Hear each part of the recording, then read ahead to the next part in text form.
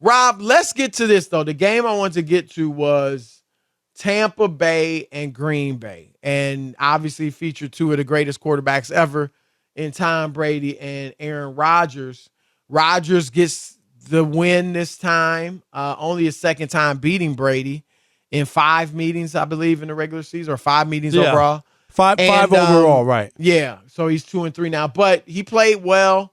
14-12, wasn't neither, quarterback put up a lot of points.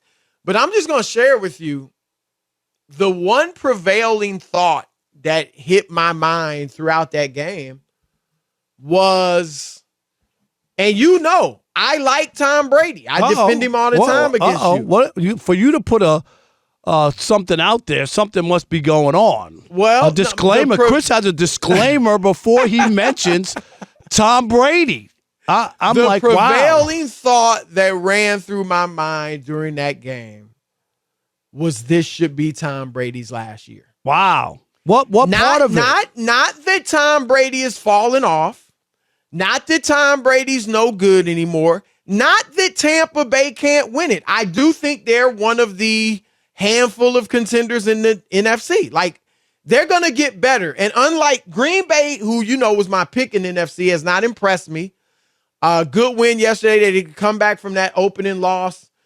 But still, they haven't been incredibly impressive. I do think they'll get better too. But the difference between Tampa Bay and Green Bay, Rob, as far as their offenses, both have good defenses, is that there's a cavalry coming for Tampa Bay. Cavalry. They're going to get Mike Evans, obviously, will be back this next game. But Chris Godwin is coming back. Maybe Julio Jones. We'll see. But just Godwin and Evans is, those are big losses. So it's not that I'm saying Tom Brady is looking like Peyton Manning at the end of his career. I'm just saying, Rob, and it gets more and more every year. I was saying this is last year in New England. He can no longer carry guys who are just guys. He used to be, I will go to my grave thinking, well, Wes Welker was just a guy. Julian Edelman was just a guy.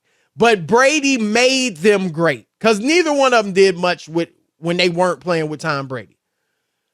But he can no longer turn guys like that into great players. He's not going to do but so much with Scotty Miller and Brashad Perryman and these guys. And so I think, Rob, even if they win it this year, I don't think they will, but even if they win the Super Bowl, I think he should go out on top in that case. Don't let people see you looking like Peyton Manning looked his last year, even though he won the Super Bowl. Like, go out kind of on top. I mean, we know you're not at the top of your game necessarily, but go out that way. So but the reason, Rob, I just think so many things are coming together, and it's not about his family situation. This is about his wife. We know doesn't want him to play. She's been open about that. This is more about all the injuries on the offensive line, all the injuries with the receiver. Julio Jones is now injured. Like, it just seems like this is not what Tom Brady thought he was getting into, that this is not what he signed up for. So I'm saying go out as best you can. Maybe it's with a bang this year, but this kind of should be it, in my view. It should be it. And if he probably wants to save his marriage, it should be. And his wife reportedly didn't show up to his first home game. He might have had a shoot or something. Yeah, okay, yeah. I mean, I don't know. I'm just saying, like, that there's problems. And they've been open about that. Right, which they have. I mean, they've talked about it. And you're right. I mean, even with some of those other weapons you mentioned who are, some who are coming back or whatever, but it's been a struggle offensively. A lot of very much first half touchdowns, Chris, in 3 games. Tom Brady has 3 touchdowns. Rob, when have you seen Tom Brady struggle like this? Not early in his career? It's been a long time. They were winning, obviously, but he wasn't lighting it up his first several years. Even these 3 games, like it was a struggle against the Saints until they finally got like a score late. They struggled against Green Bay. They got a score, just couldn't get to 2 points. He messed up on that. I think he was. I don't know the exact. I don't know, Rob G, as it come out. But it looked to me, Rob, like in that delay of game that cost them the 5 yards, that he was trying to audible. That you can't do that, Chris. Yeah, it was like, dude. You know, that miscue is huge. There's a bigger difference between the 7-yard line and the 2. Oh gosh, yeah. I mean, there just is. Yep. So in my view, Rob, it's not about, obviously I want his marriage to work out, but I'm looking at it from a football perspective, a career perspective. Rob, we've both said, I mean, even if he gets his 8th ring, I mean, yes, that's great. It's more awesomeness added to Tom Brady's career. Is it changing? He's already won more Super Bowls than any franchise. Nothing's changing. Negatively or positively. Like, nothing's changing his legacy. And that's probably one way or the other. His wife's beef. Is that like there's nothing to gain here. The only thing you're going to gain is a chance of getting hurt. Like seriously. That's what you'll probably gain. You're not going to change anybody's mind about you. No. And in fairness, he doesn't seem to be playing just for legacy. I mean, he's smart. He knows it's already set.